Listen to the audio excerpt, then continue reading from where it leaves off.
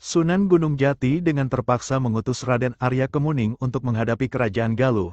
Peperangan yang tidak diinginkan Sunan Gunung Jati akhirnya terjadi. Kesultanan Cirebon harus berhadapan dengan kerajaan Galuh. Penyebab perang dahsyat antara Kesultanan Cirebon yang dipimpin Sunan Gunung Jati dengan kerajaan Galuh yang dipimpin Pangeran Cakraningrat.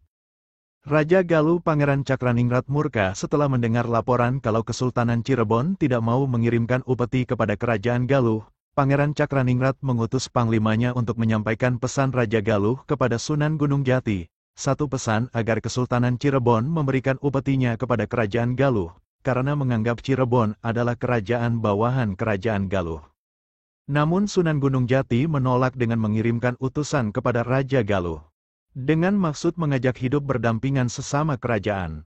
Pangeran Cakraningrat semakin murka ketika Sunan Gunung Jati menolak untuk memberikan upetinya.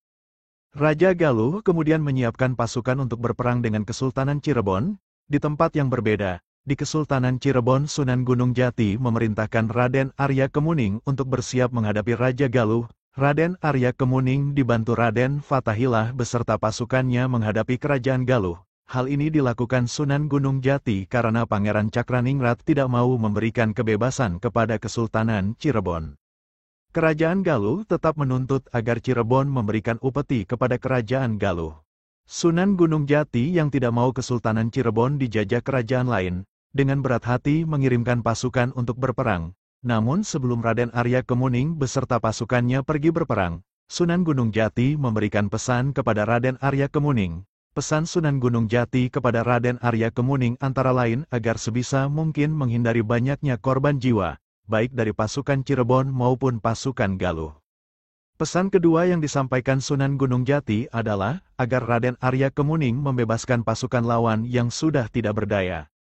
Dengan dua pesan itulah Raden Arya Kemuning berangkat memimpin peperangan melawan kerajaan Galuh. Peperangan yang begitu dahsyat antara Kesultanan Cirebon dan kerajaan Galuh tidak bisa dihindari.